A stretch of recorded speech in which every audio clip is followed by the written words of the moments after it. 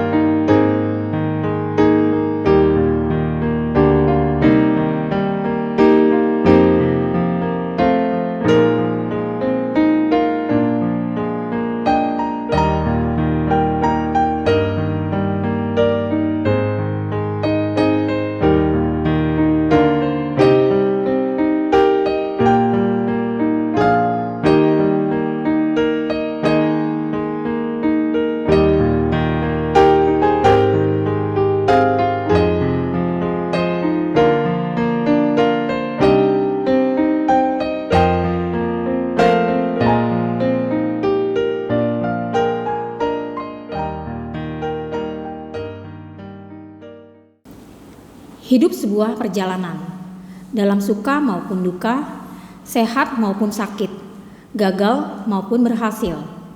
Adakah cinta di setiap perjalanan itu? Jangan-jangan cinta telah hilang, yang tersisa hanyalah rutinitas belaka. Datanglah kepada Sang Maha Cinta, agar cinta kasih-Nya melimpahi kita bersama keluarga. Mari jemaat bangkit berdiri, kita bersama-sama memuji Tuhan dari PKJ 277 ayat 1 dan 2, sekalipun diriku dapat berkata-kata.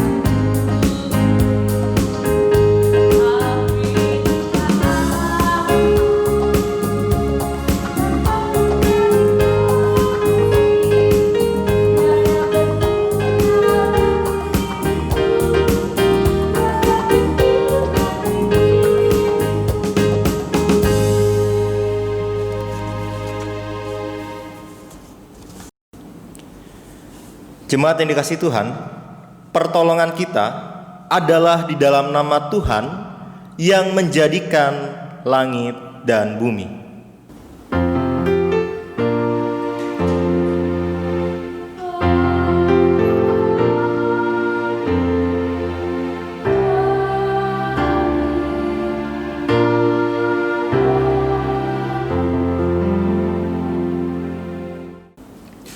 Kiranya Allah Bapa melimpahkan kasih karunia dan damai sejahtera kepada saudara sekalian.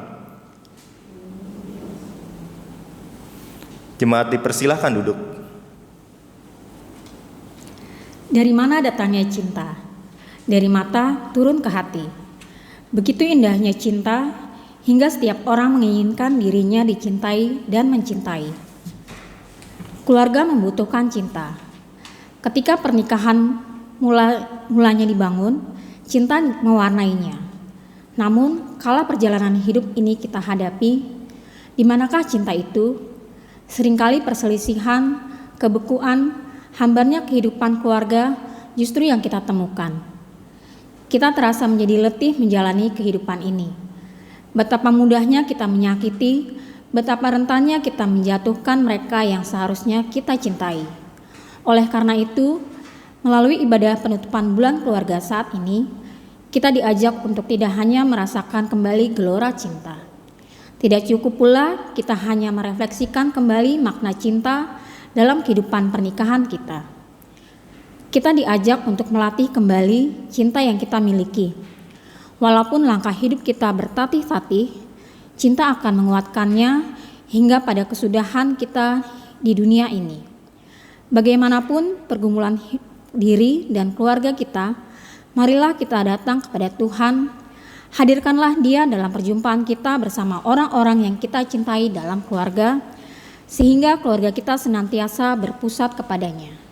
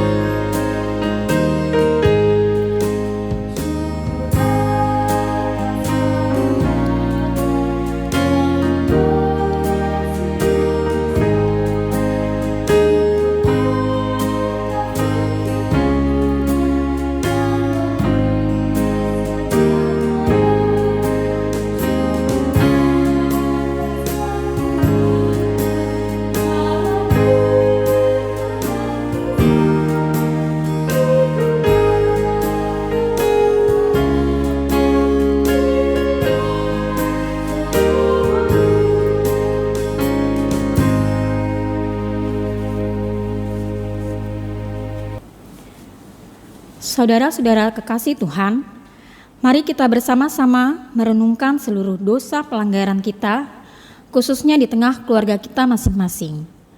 Atas sikap kita yang kerap mengabaikan cinta dan tiada henti-hentinya menyakiti keluarga yang kita kasihi.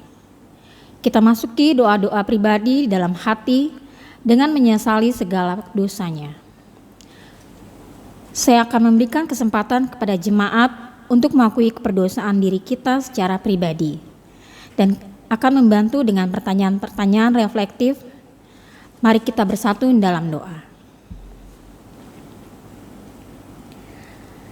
Apakah di dalam keluarga diri kita sudah membawa damai di tengah keluarga kita?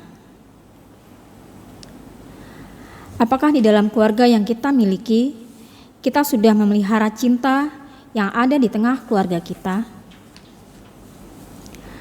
Apakah di dalam keluarga yang kita miliki, peran yang kita miliki, entah sebagai orang tua, anak, atau saudara, sudah berlandaskan kasih Tuhan Yesus Kristus?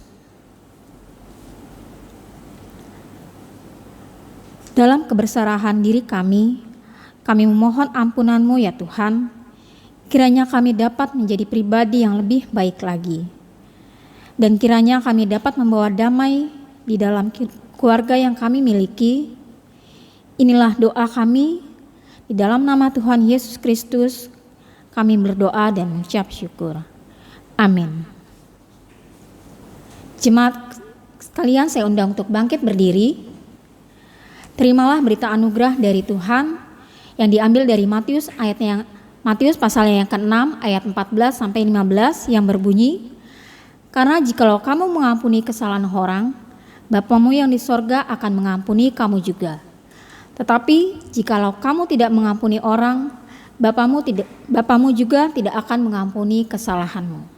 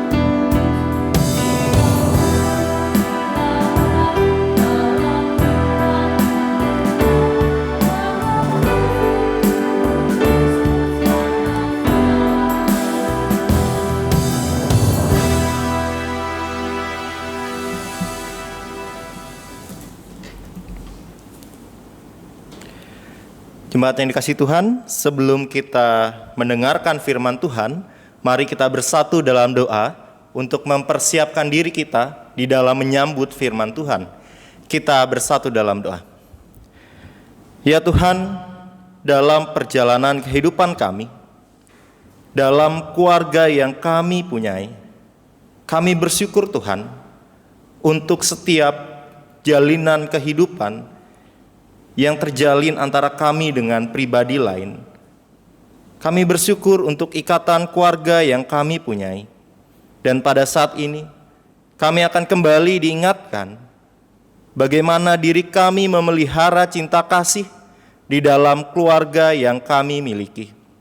Berkati kami Tuhan di dalam mendengarkan firman-Mu, dan mampukan kami, kuatkan kami di dalam melakukannya dalam keseharian kami. Berkati hamba Tuhan di tengah keterbatasan hamba, biarlah Tuhan pakai hamba untuk menjadi saluran berkat-Mu. Inilah doa kami yang kami alaskan di dalam nama-Mu, Tuhan Yesus Kristus, kami telah berdoa. Amin.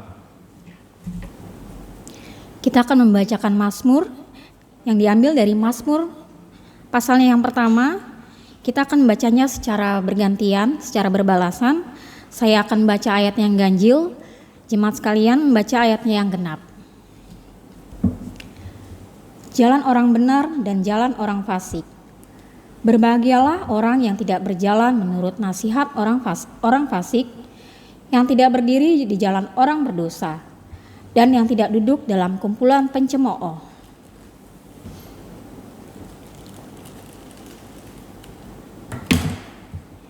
Ia seperti pohon yang ditanam di tepi aliran air, yang menghasilkan buahnya pada musimnya, dan yang tidak layu daunnya, apa saja yang diperbuatnya berhasil.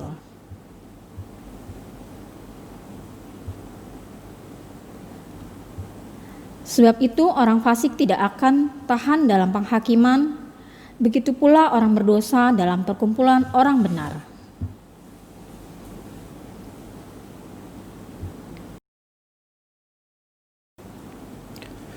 Jemaat yang dikasihi Tuhan Yesus Kristus, pembacaan Injil Yesus Kristus pada hari ini diambil dari Injil Matius 22.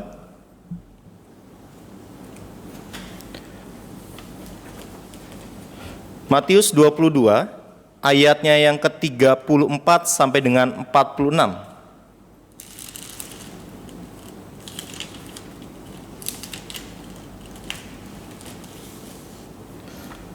Matius 22 ayat 34 sampai dengan 46.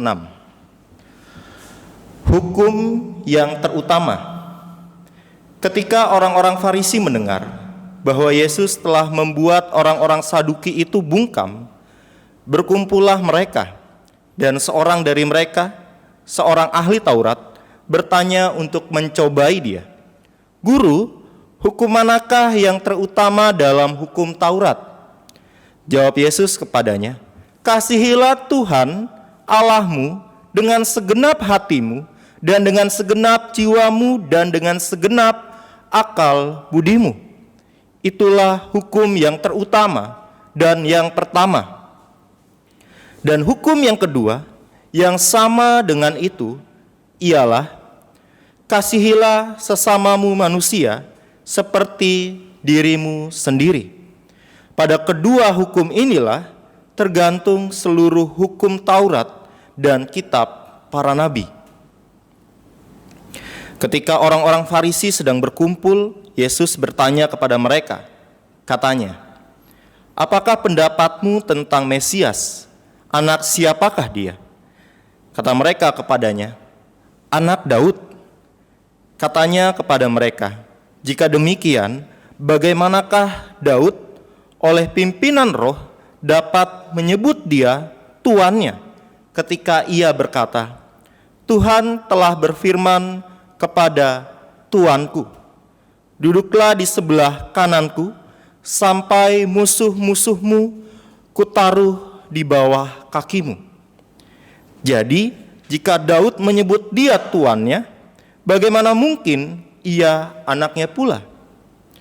Tidak ada seorang pun yang dapat menjawabnya, dan sejak hari itu tidak ada seorang pun juga yang berani menanyakan sesuatu kepadanya. Demikianlah Injil Tuhan Yesus Kristus. Yang berbahagia ialah mereka yang mendengarkan firman Tuhan dan memeliharanya. Haleluya.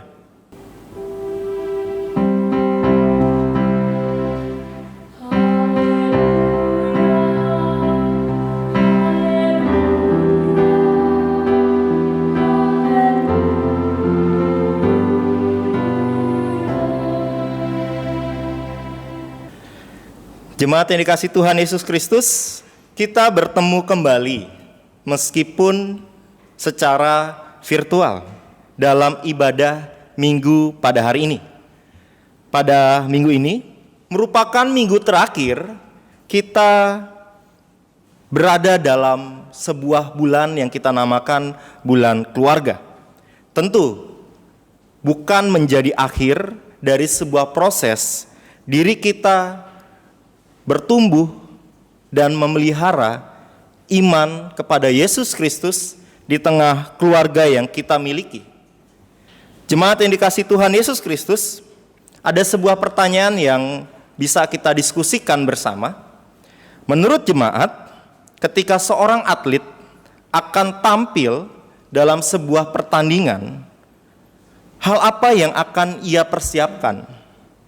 Tentu ketika bertanya tentang apa yang ia persiapkan, akan banyak sekali jawaban untuk menjawab pertanyaan ini.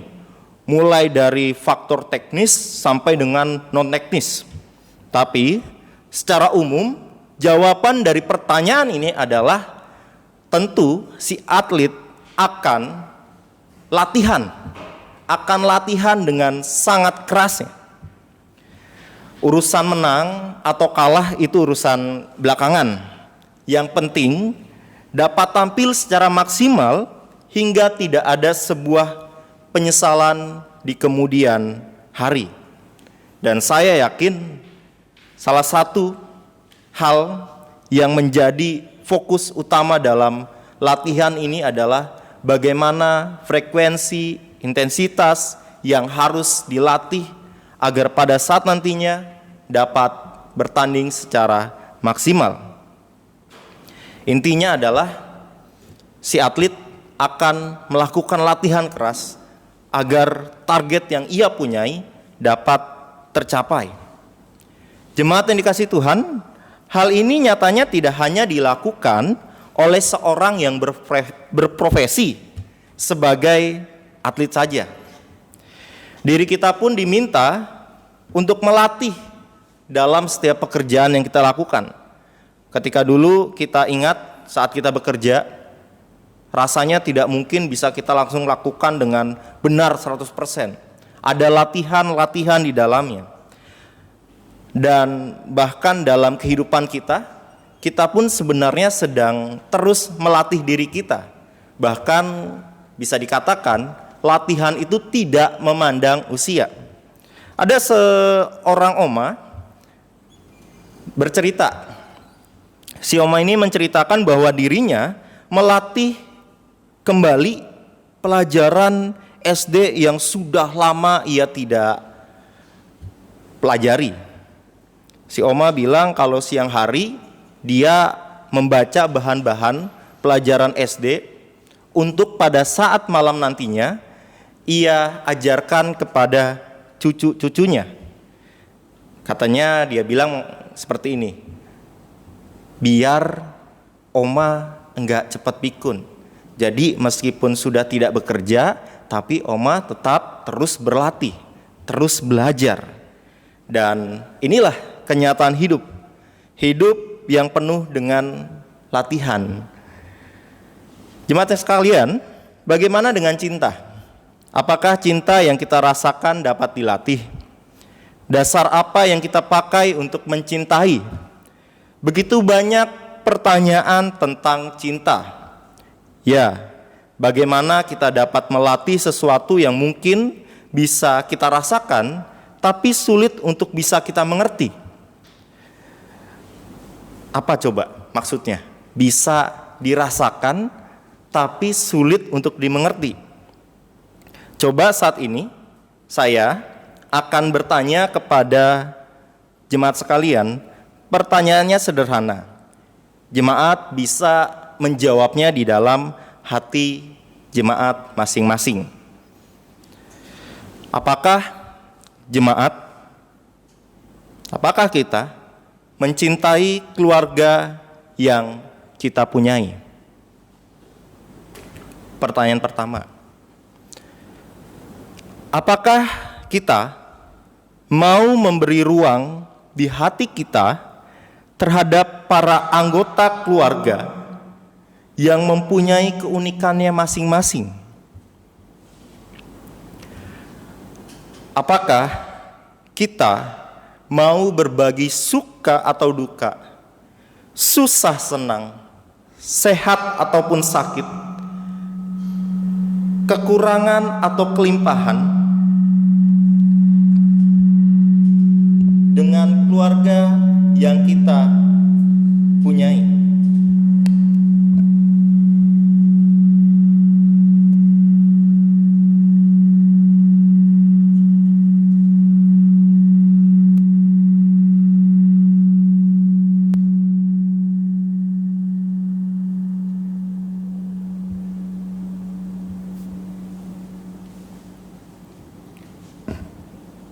Apakah jemaat, apakah kita pernah bertengkar dengan keluarga yang kita punyai? Apakah kita pernah tidak percaya dengan keluarga yang kita punyai? Apakah kita pernah tersakiti atau menyakiti keluarga yang kita punyai? Apakah ada pengampunan di dalam keluarga yang kita punyai? Sebuah pertanyaan yang paradoks, tetapi pertanyaan ini seakan-akan menjadi pertanyaan yang bias oleh karena rasa cinta yang kita punyai satu dengan yang lain di dalam keluarga kita. Sebuah dasar kasih yang Tuhan Yesus berikan kepada kita adalah dalam bacaan Injil pada hari ini. Bacaan Injil ini menarasikan seorang Farisi dan juga seorang ahli Taurat untuk menjebak Yesus dengan pertanyaan, "Guru, hukum manakah yang terutama dalam Taurat?" Tentu kata hukum Taurat ini merujuk pada teks Perjanjian Lama yang menjadi pengajaran Musa, yakni kasih kepada Allah dan kasih kepada sesama. Menarik jika kita memperhatikan jawaban Tuhan Yesus dalam ayat 39. Dan hukum yang kedua yang sama dalam bahasa Yunani homoios, seperti menyerupai, dengan itu ialah kasihilah sesamamu manusia seperti dirimu sendiri. Jemaat sekalian, melalui dialog ini Tuhan Yesus hendak memberikan sebuah definisi yang utuh berkaitan tentang iman, tidak terpisah. Definisi yang utuh di dalam iman kita, mengasihi Tuhan dan juga mengasihi sesama. William Barclay mengungkapkan dua hal penting. Pertama, kasih yang menjadi sebuah perintah itu harus dilakukan secara total, menyeluruh kepada Allah. Kasih yang menguasai emosi seseorang, kasih yang mengarahkan semua pikiran seseorang, kasih yang merupakan dinamika tindakan seseorang. Kasih merupakan wujud sebuah komitmen total hidup kita kepada Allah. Yang kedua, kasih kita kepada Allah juga harus terwujud dalam kasih kita terhadap sesama manusia. Jadi, kasih kepada Allah terwujud dalam bentuk kasih terhadap sesama. Ketika kita mengasihi Allah, kita juga mengasihi sesama manusia. Mengasihi Allah dan sesama manusia bukan sebuah perasaan yang samar-samar, melainkan dengan komitmen penuh yang diwujudkan dalam devosi kepada Allah dan pelayanan praktis kepada sesama manusia. Hal yang perlu kita ingat bersama ialah jauh sebelum kita menyatakan kasih kepada Allah, Ia telah lebih dahulu mengasihi diri kita dan juga keluarga kita. Di dalam bingkai kasih Allah, kita dibentuk untuk kemudian menjadi pribadi-pribadi yang mengasihi sesama. Kata sesama, jemaat yang dikasihi Tuhan, diterjemahkan dari kata pleison, yang dalam bahasa Yunani berarti tetangga. Bagi orang Yahudi pada saat itu, sesama mereka adalah orang-orang yang satu bangsa, satu agama, dan juga satu tradisi. Berbeda dengan itu, bagi Tuhan Yesus, sesama adalah orang lain yang kita temui dalam kehidupan kita sehari-hari. Ingat bagaimana Tuhan Yesus memberikan contoh dan juga perumpamaan bagaimana orang yang berbeda memberikan kasih terhadap orang yang terkadang memandangnya hina.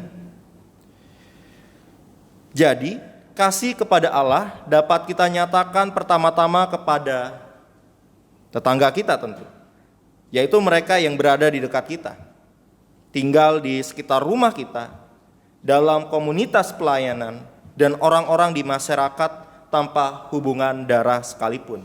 Jadi kasih itu tidak memilih.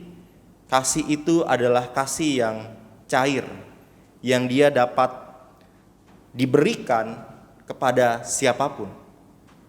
Oleh karenanya, bagaimana diri kita memelihara cinta? Bagaimana diri kita dapat menumbuhkan, bahkan juga mengembangkan cinta yang kita punyai? Cinta, cukupkanlah diri dengan apa yang kita miliki. Atau dengan kata lain, bersyukur. Ingatlah untuk memberi dan menerima cinta. Nyatakan dengan tindakan cinta yang kita miliki. Jadi jangan disimpan dalam hati saja. Tunjukkanlah cinta yang kita punyai kepada dunia ini.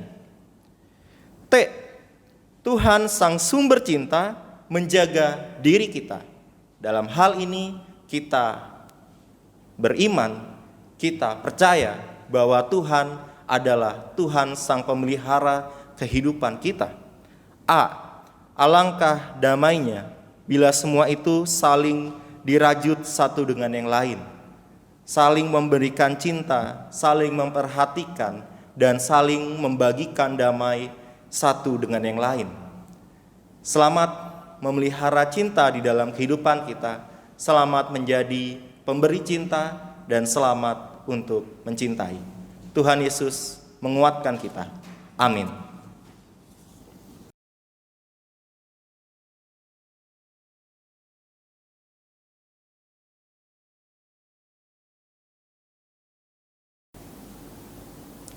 Jemaat sekalian, saya undang untuk bangkit berdiri. Marilah kita bersama dengan gereja Tuhan yang senantiasa disertainya, mengakui iman percaya kita dengan menyanyikan dengan penuh sukacita lagu Kepercaya Allah Bapa.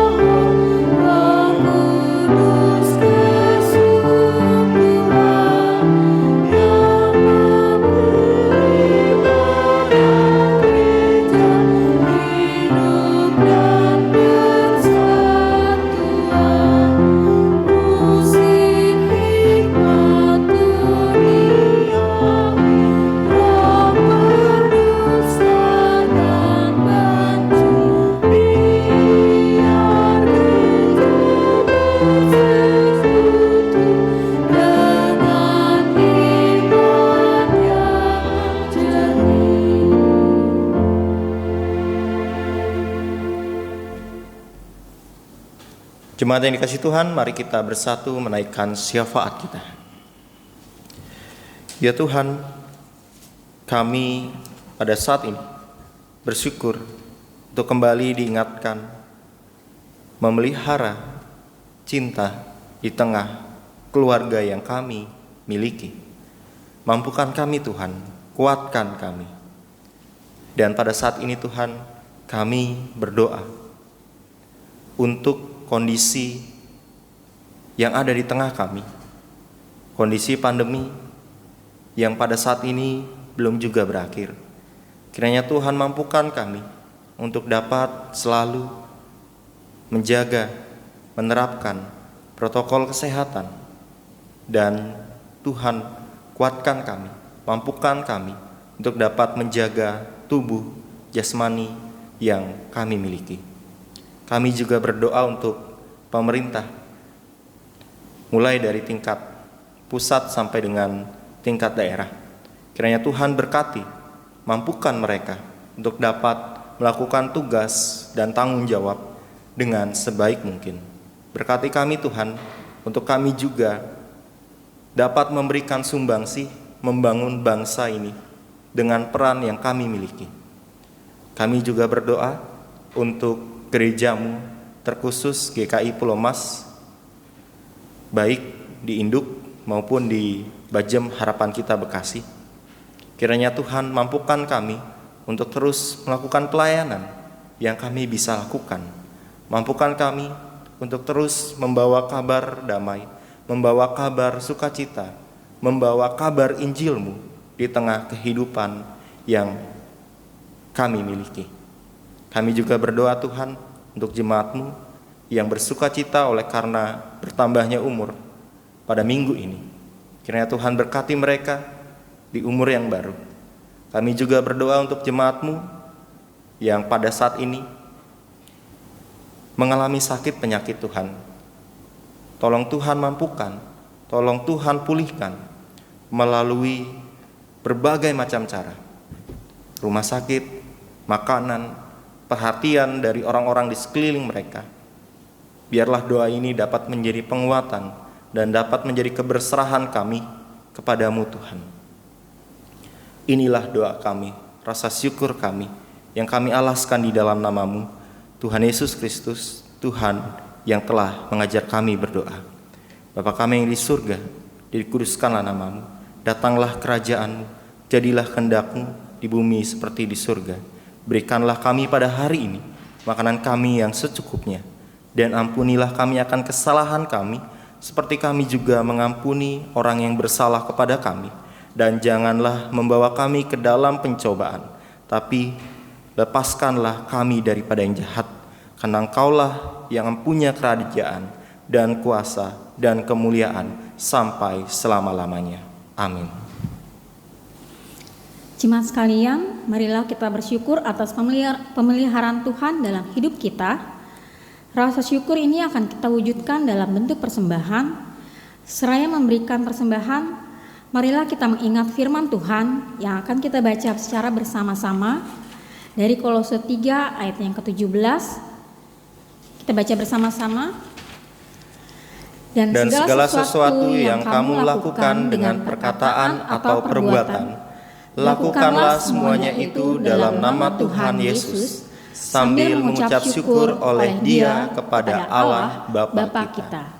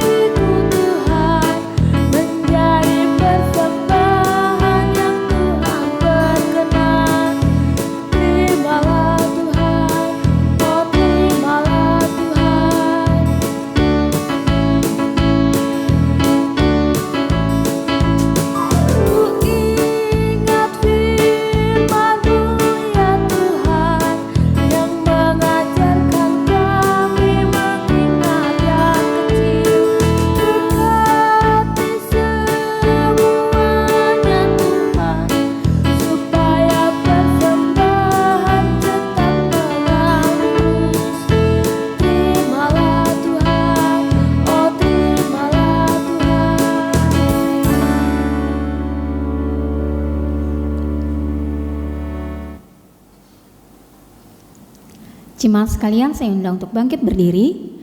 Mari kita membawa persembahan ini dalam doa. Kami mengucap syukur atas pemeliharaan yang telah Tuhan anugerahkan kepada kami. Pada saat ini, kami telah memberikan ungkapan syukur kami berupa persembahan yang kami berikan.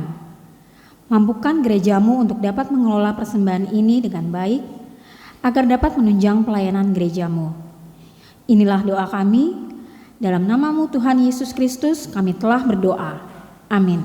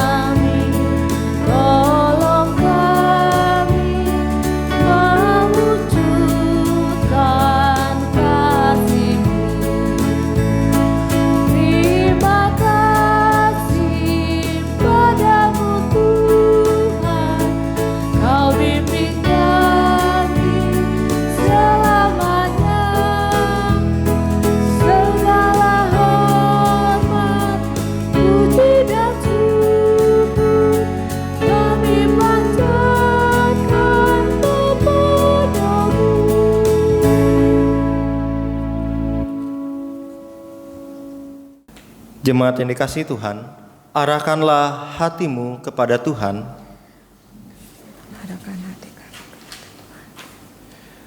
Jadilah saksi Kristus. Terpujilah Tuhan. Kini kita akan menerima berkat dari Tuhan. Allah sumber pengharapan memenuhi kita dengan segala sukacita dan damai sejahtera dalam iman kita, supaya oleh kekuatan Roh Kudus kita berlimpah-limpah dalam pengharapan.